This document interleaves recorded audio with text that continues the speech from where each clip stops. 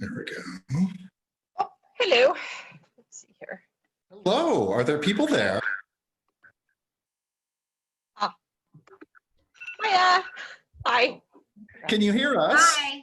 I can hear you. Hello. Excellent. Well, I think we're ready to get started. Marilyn, are we ready? I am. Good afternoon. If you don't know me, I'm Marilyn Darnell. I am the historian for the Octagon Barn here in San Luis Obispo. And I thought today we'd start the tour with this map. It is of Rancho Santa Fe, which is the property that we're on, in 1917, which is when the barn had been already built by 10 years or so. And so it shows, this is one of the rare maps that are available showing all of the ranches that were nearby. So you might be,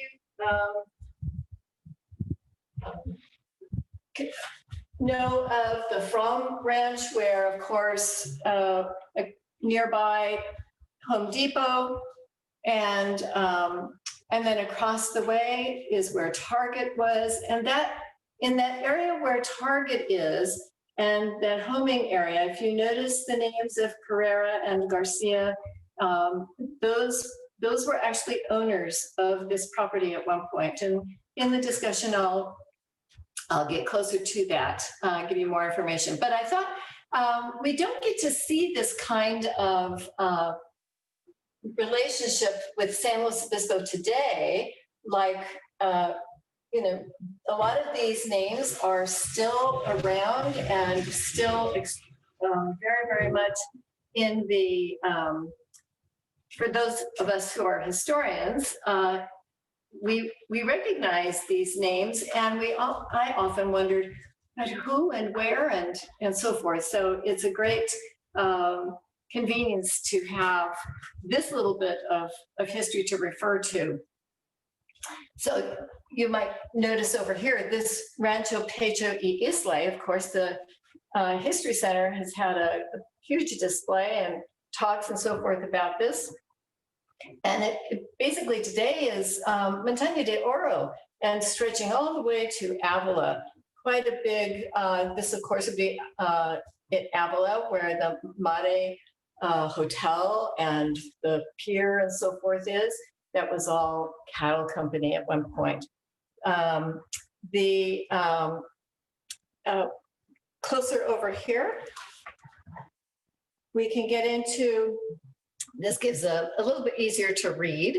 And so here again, we have the name Lima, and they again were owners of this property.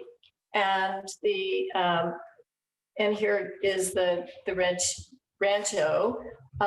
In documents that on title, it's actually Ranchita, because it was a small ranch, and you can see how small it is in relation to, for instance, the Fromm Ranch. It's teeny tiny compared.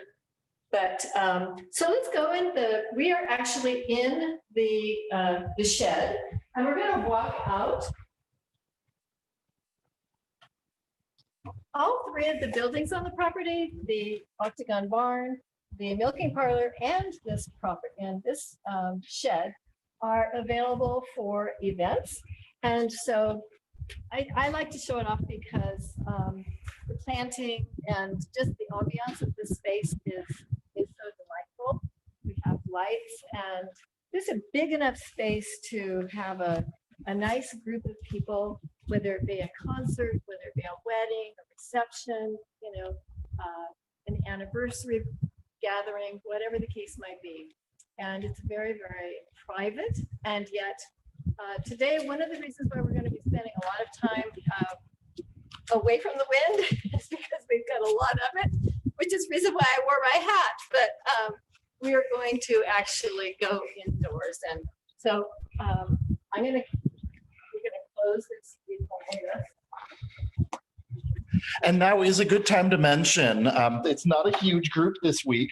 So if anybody wants to unmute yourself and ask a question, you're very welcome to ask questions. You're also welcome to make use of the chat box and submit questions that way. I love questions. I might not be able to answer, but I will find an answer. And if you get in touch, through email, then I can certainly get the answer to you. That has happened with several of these. And it profits both myself and the person asking the question. So from this spot, it's not too terribly bad. We can take a note of our windmill, which is a one of a kind. It has the tower part was built by the company Tout, who received a patent in the 1920s for his air circulator. He had orchards down in the Los Angeles area, and he said, that this air circulator would keep the frost from settling on his crops, and of course it did. So he received a patent for that. A lot of the land you can see is actually vegetation, and where the fence is over there is habitat, is a little tiny bit of the San Luis Creek that runs all the way through San Luis, about 84,000 acres of water going around. Across the way, past the barn and over through Avila to empty out into the Pacific Ocean. So in repurposing this land and using it in the way we are today, we needed the Land Conservancy was the perfect people to have this, because preserving it and conserving, that's exactly what's happening. And so the endangered species and those that are possibly going to be endangered are definitely securing this having the water there for them. So let's venture over to the barn. And as it's going, I want you to notice the cupola. The cupola is 10 feet tall, which from here, it doesn't even look that tall. But the barn, all the way to the top, is a total of 45 feet, and the last 10 is the cupola. I'll talk more about that inside out of the wind, but I just wanted to mention that.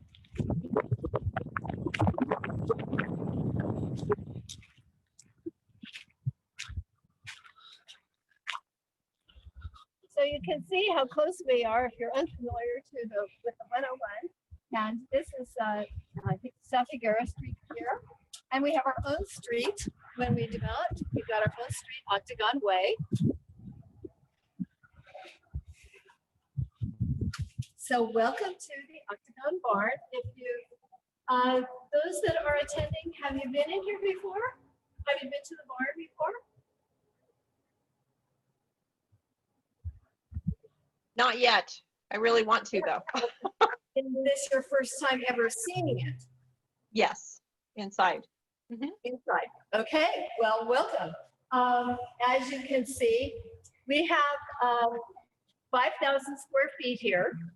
And for activities, it will hold 200 people. We have, of course, the architecture, the signature here, of course. And if you can imagine, I'd like to kind of give you an idea of when it was a barn used for hand milking, how it was done. And so in between these pillars, there would be 3 to 4 cows, and they would be facing inward. The hay would be here.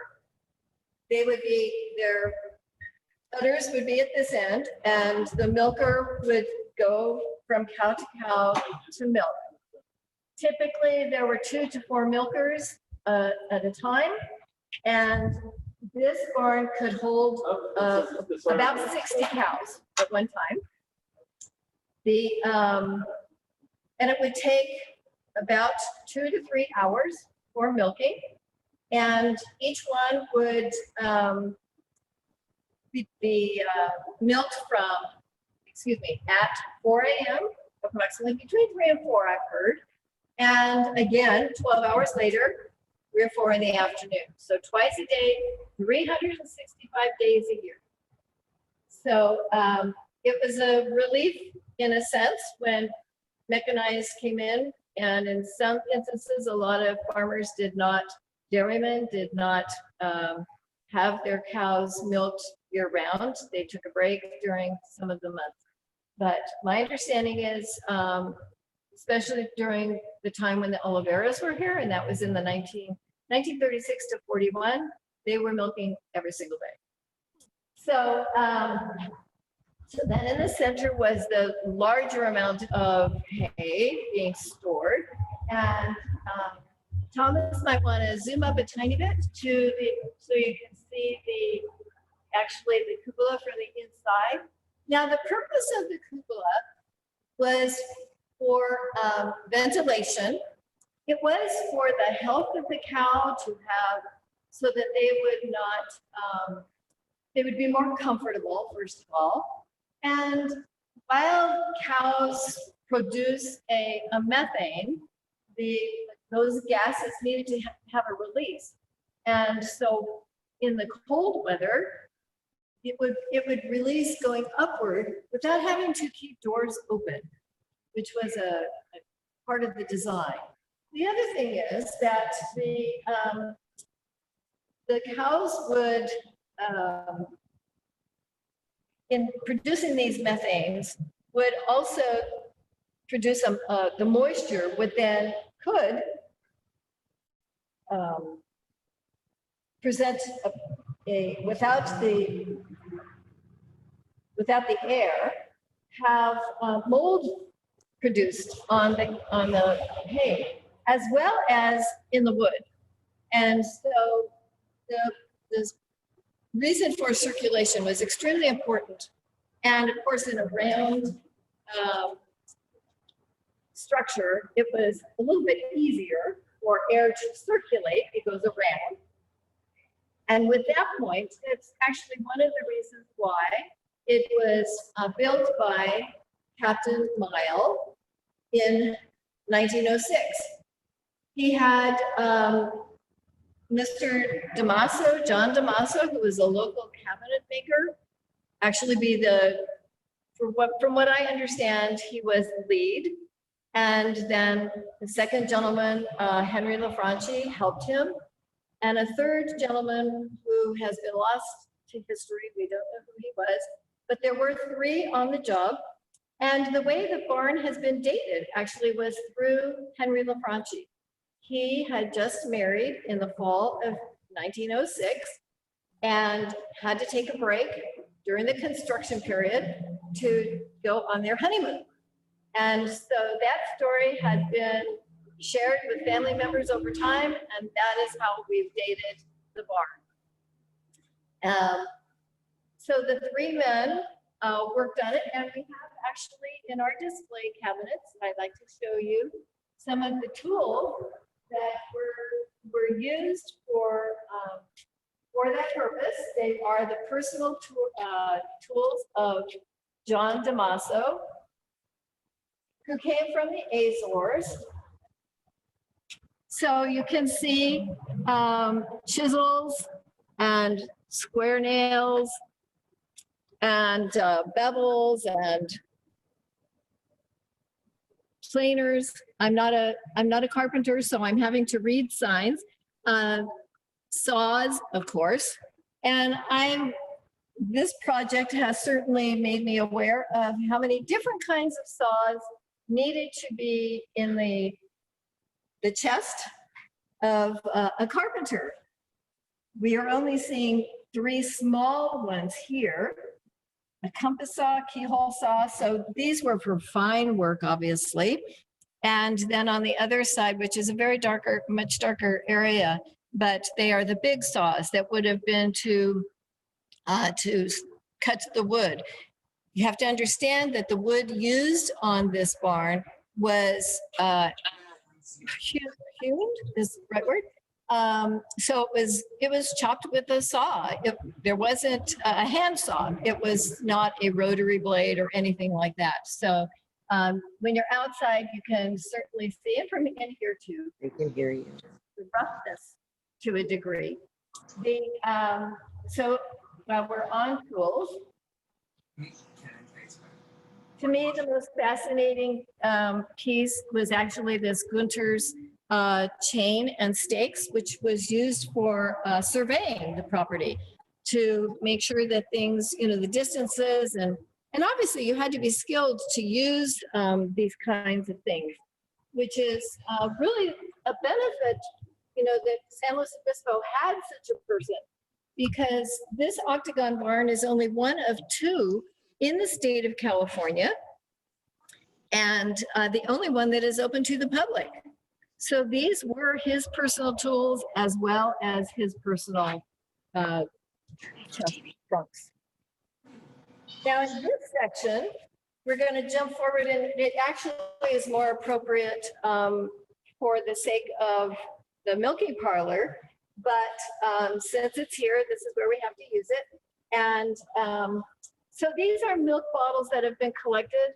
Home Dairy was actually the name of the dairy that was in San Luis Obispo, 716 Higuera Street. Today, Michael Optical is there. And this was under the ownership of Joaquin Pereira and his wife, Joseph. Then we have Garden Dairy jumping forward to the 1930s.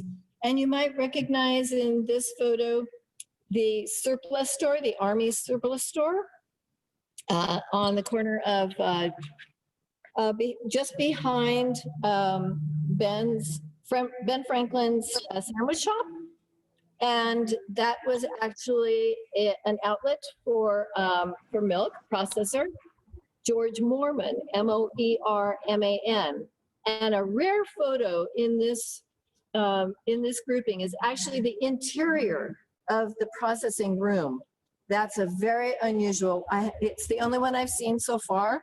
And with all the Googling that I've done, I've never seen anything quite like it. So we're very, very blessed to have that. He was also one of the ones that had a route for going home to home for home delivery. And so you can see his truck in the back and the 5 gallons. It would have used a box, a crate to keep the bottles somewhat secure while he was driving. And, they're using glass. But this was part of the sanitation movement that was going on. And I'll talk more about that when we're actually in the milking parlor. But just to note that, these are home dairy artifacts, and we're very lucky to have them.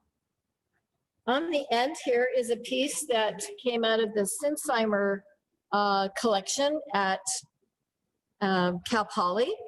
And it was out of a magazine, a booklet actually, not a booklet, a book that was dairying for juniors, Horde's Dairyman book. And this was a way that they found to make it understood to a young person what all of the nutrients that were needed to keep a cow fit, and where it went in the body and what that part of the body did to produce milk. So very, very handy, very detailed for such a small piece. Okay, any questions about the Octagon barn? I think I'll go back to when the property originally in the 1800s, when the state of California gained its freedom, you might say, when the United States took it over, it became a territory first before it became a state. And once it became a state, the government said, okay, now if you own property, you need to prove that you own it. And so with that, a gentleman that owned this property was Victor Linares. And Victor was obliging. He was getting all the documentation, sent it all in. 16 years later, It came, the approval came, but unfortunately Victor had passed away. And so the property came, the first Californian to own this was Michaela, his wife. So Michaela Linares was the first person as a Californian to own this property. And then from there, that was about 52. And then in 1892, Mr. Mile, Captain Mile, owned this property, and it was under his direction that we have this barn. So I will show you also when we're in the other room. Well, maybe here is a good place. I have some comparisons with other barns, and to me, it's just interesting to be able to show that different architectural styles and what is, okay, so should I put it up there? Can you see from there? So you can see this barn, which is located in Old Edna, is a straightforward, very right-angled. Yes, it took skill, but varying degrees of skill for each of the barns that I'm going to show you. So this is the interior. And so this would have been a stall for a few animals to go. This is a second barn. This is actually out on Turry Road. And what I want you to notice is actually this tiny bit of arching here. That's just a clue from this one angle of what's in store. So basically with this barn, the cows would have, their heads would have been through these bars. Their rear ends would have been here. This trench was used for cleanup. This is a grade A barn. So the purpose of that was to, after every feeding, everything had to be hosed down and cleaned and ready for the next milking 12 hours later. Actually, it wasn't even a full 12 hours if it took 2 to 3 hours. And then here's the interior of this barn. That centerpiece is really beautiful. So you can see that the amount of skill that this took. And this was accomplished by putting layers of wood on top of each other to obtain this arch.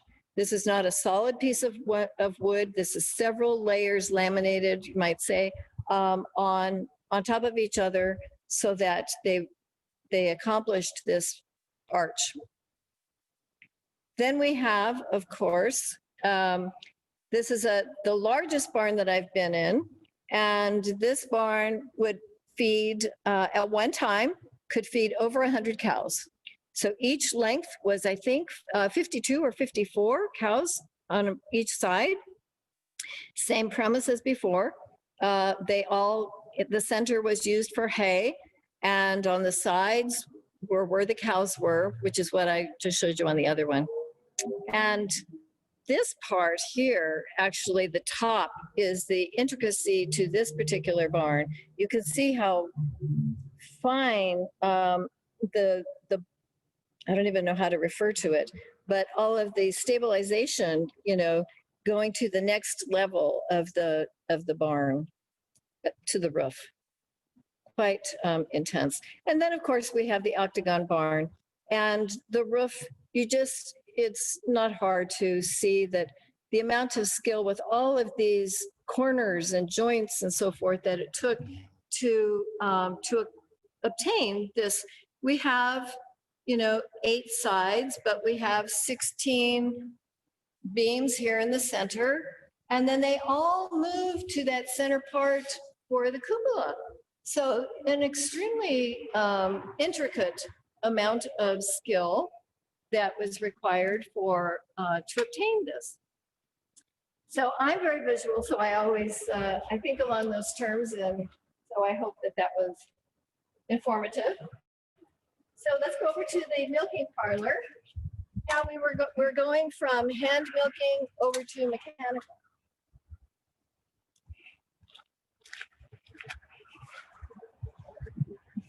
And this barn was built in 1938. And I won't talk too much.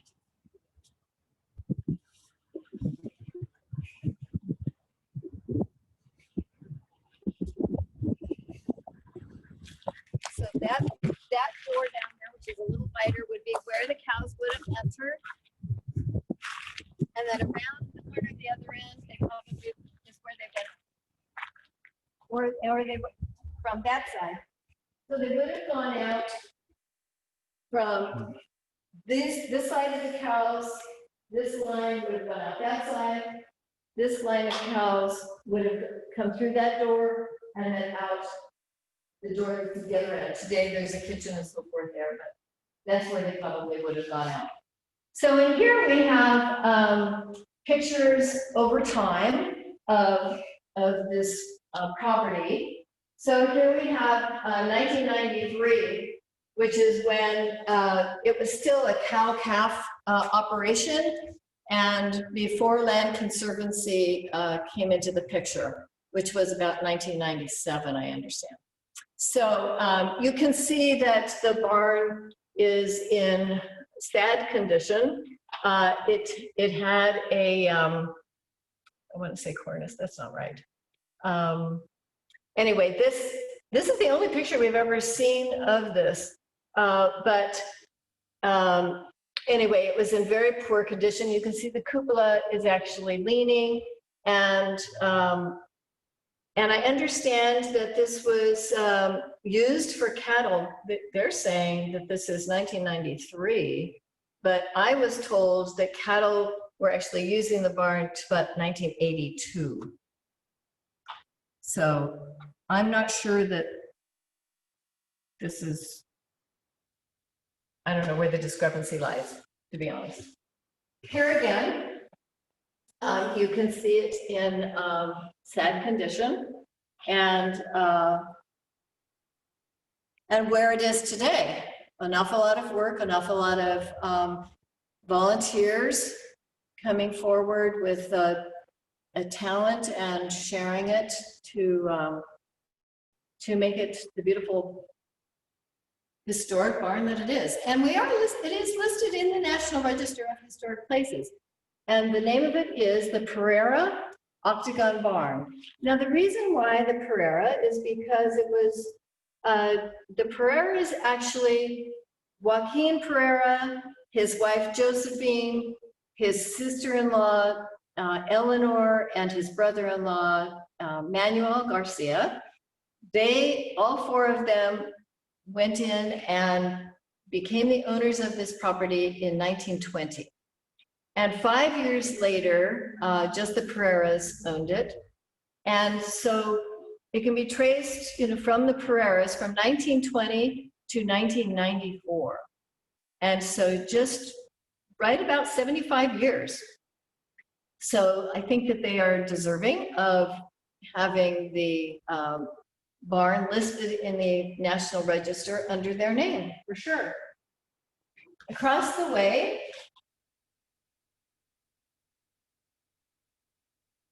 now very similar to the picture that we just saw in the garden dairy, this is of the home dairy. So this is the interior of what is today Michael's Optical. And so you can see they were using, these are 10-gallon. Now, when this was filled with milk, this would weigh about 100 pounds, which is why they then went to 5-gallon. And a flatbed truck, they were high. And so having to lift 100 pounds without any sort of mechanical whatever to get it into the truck probably was very injurious. And so cans also went from steel to well, I think they actually stayed steel, but aluminum made its way in at some point, I believe. And so this is actually, I know this is called a separator, and this was actually used to separate the milk and the cream so that they would sell several different things in the shop, not just milk. And in fact, I just learned that very possibly, and I haven't been able to document it yet, but very possibly the Pereira's home dairy was the first of its kind of what we call cash and carry. That this dairy was actually the one that he would raise the cows, have the cows milked, then transport the milk to his processing plant, and then directly to the customer. So from start to finish, he had a hand in every bit of the process. So that's very commendable. And as far as I know, he's the first in the county, possibly, that did that. So of course we can see, and now I'm noticing, so there was about 16 bottles in one of these, or am I seeing 5? 1, 2, 3, 4. No, it looks like 16, isn't it? Something like maybe 12. 12 across? Anyway, 2, 4, 6. Oh, maybe 8. In any case, that's a lot of. It's a lot. So the weight, of course, a gallon each one. And again, we're talking about glass. Now, this shows what I'm going to call the sterilizing room, because one of the things that was why this building came into being was because in the 1920s, it was realized that the milk became very unsafe, and the infant mortality, large percentage of it, in fact, the majority of infant mortality at points was directly because of bad milk. And the reason being that it was not pasteurized and it was left to the elements. It could be left to the elements, not only overnight, but for days. I've read stories where this kind of a can would be outside. Imagine a tenement in New York City, and they have a little patch of maybe 10 feet square, that is their yard. They hook up old Betsy, and Betsy is milked every single day and until Betsy passes away.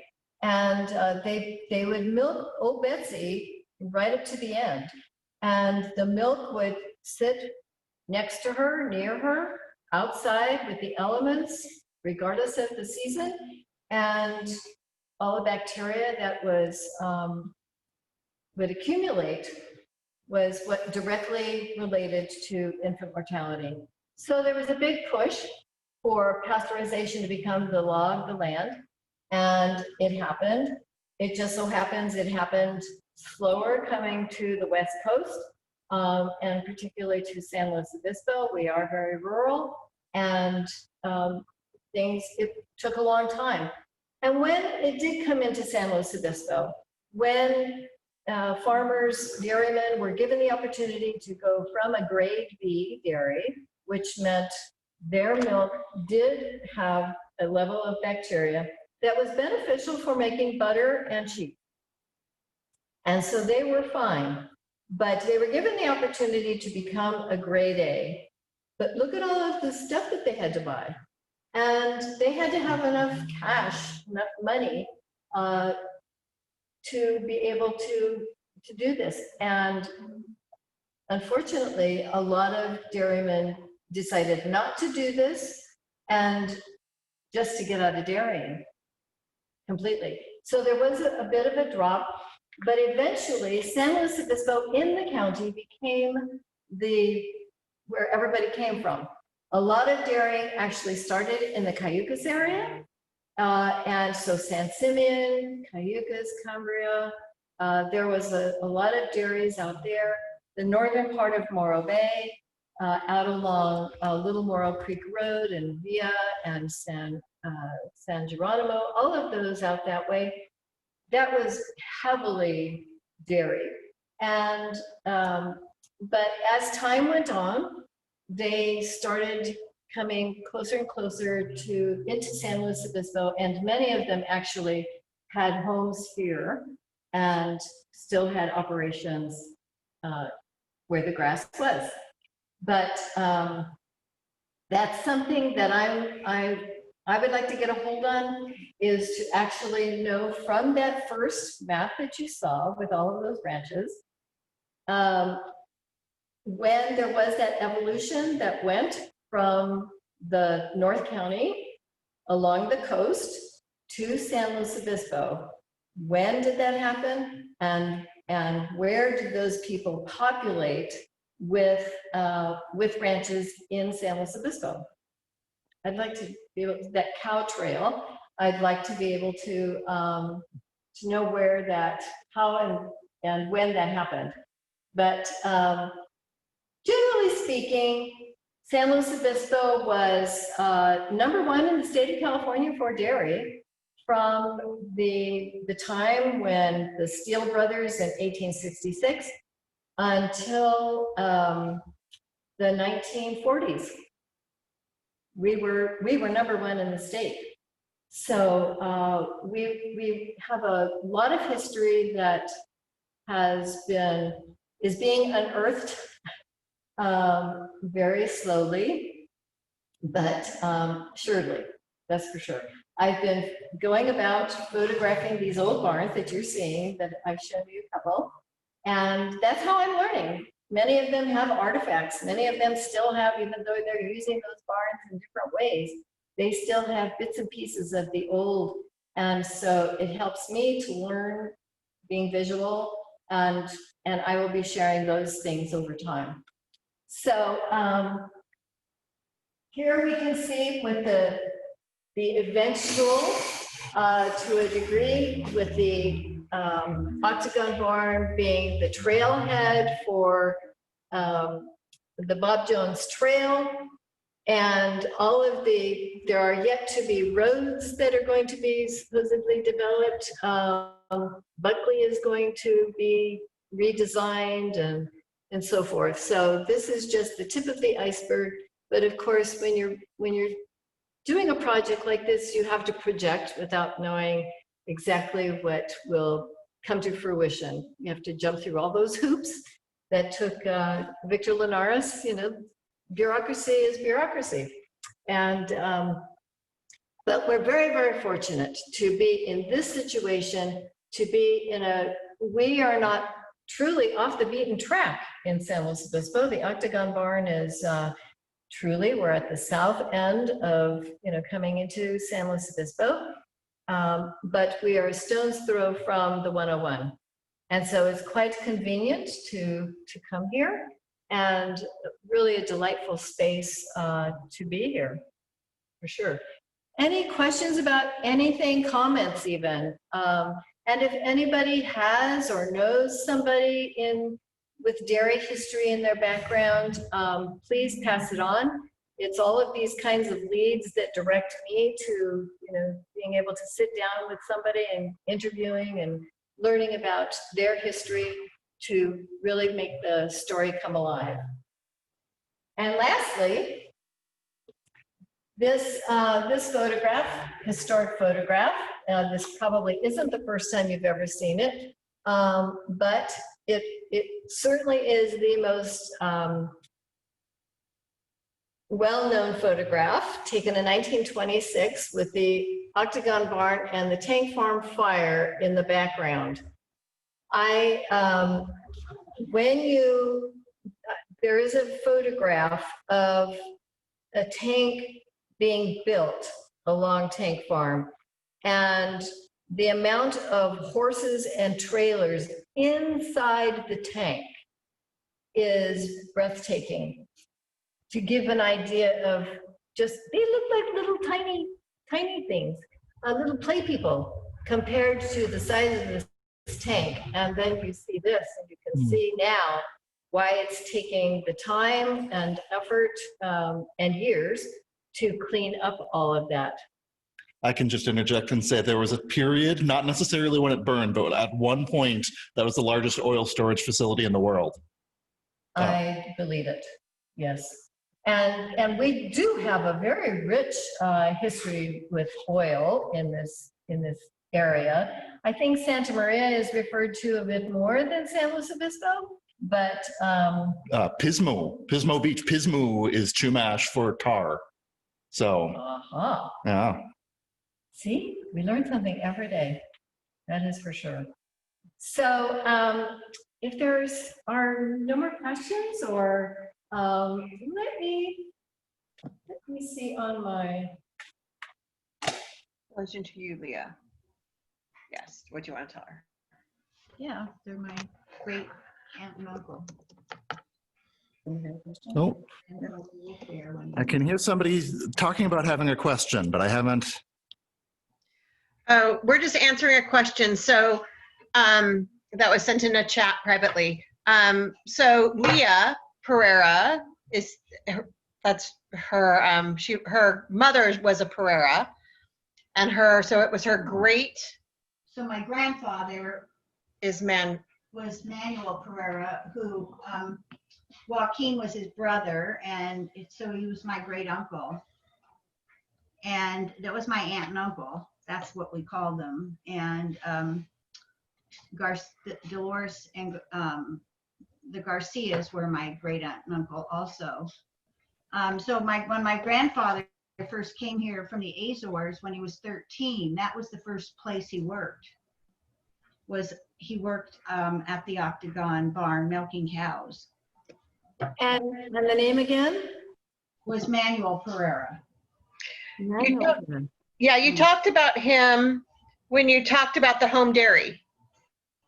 No, I'm talking about Manuel Garcia. Yeah, it was Yeah. Manuel Garcia sponsored him, my grandfather, when he first came to this country. Okay. He was only 33 at the time, and my grandfather was 13. So there wasn't much of an age difference, and he was a bachelor at the time. He hadn't even married, but he sponsored my grandfather to come to this country. They had both. I would love to chat with you farther. Perhaps through Thomas, you can provide your email address and we can connect. Yeah, because certainly that is the kind of history that would be beneficial for me to know. yeah. And one of the things that I don't talk about too much, but all of this that I'm gathering, there's a little office here, and a goal sometime out is that the information that I'm gathering, those records will be here, so that this will become a research area for dairy history. Mm-hmm. So this kind of, information, photographs of documents and so forth would be very beneficial, because generations from now, when people are interested in this, then they're going to have a place to come. Yeah. I really started at a deficit because there is next to nothing available about the dairy history in San Luis Obispo, which just blew me away. So I have felt as though I'm really, blazing a new trail. But I have a picture here that I wanted to share. This is actually of this space, the milking parlor. And I don't have a year for it. And so in another barn, this was actually, the cows were lined up very similar to this milking parlor, but then they had a side area where they would feed the way I described them here, but then there was an area where there were only 4 areas. And the cow would be sideways. They would be playing follow the leader, you might say. And so each cow with their udders would be end right about where this is. And this is about 3 feet lower than the ground floor here. And behind them was where the sterilization took place, where all of the water heater, things were cleaned, the hoses were, all of that. And so the milker would actually milk from this little spot right here. 4 cows at a time were done, and then they went directly out a door. Whoops, I'm sorry. Here again is another, this was actually from the History Center in one of the folders on dairying. It's a rare photograph, obviously from the local paper, but it does show, very similar to this barn, how the cows would have been fed. And once they were in a barn like this or a parlor like this, they would have had a mixture of hay as well as feed. And these are just samples of milking machines. I have 3 of them. Wow. And that's it. Cool. So again, it's the idea of being able to see these things. We just don't know what they are. Yeah. Hi, I just got a quick question. Is this Apple Day? it is Apple Day. I just noticed there's nobody here. Am I going the wrong way? Yes, you have to go to the field. Okay. It's at Monty Road. Go to Stanley's Drive. Okay. Go over the freeway, back, go down the 101, over the freeway, and follow Monty Road coming back towards the barn. And I understand that there are signs. I'll be shortly behind you. So anyway, I go down 101 and exit which one? Stanley's Drive. Okay? Okay, we'll see what happens. It's gonna be on the west side of the freeway, east side. East side, the inland side. Yes, inland. Thank you. You're welcome. Sorry about that. A live tour. A live tour. That's the way it goes. All right. Well, if anybody has any questions, Leah and Christine, I will definitely, if you guys are all right, put you in contact with Marilyn. I can just see how excited Marilyn is. I think you guys are going to have a great conversation. That's great. Thank you, ladies. Thank And then you. if it- Thank you so much. Yeah. You're welcome. And anybody else, you're always welcome to, if you wake up in the middle of the night with that nagging, oh, I should have asked, the email that I sent the Zoom link out to, you're welcome to respond to that, and I will forward any questions along to Marilyn. Doesn't matter how long away from now. I welcome all the questions anytime. All right. Right. Thank you, ladies. I look forward to seeing it Thanks, in person. everybody. Bye. Have a good day. Thanks so much. Thank you. Bye. Bye.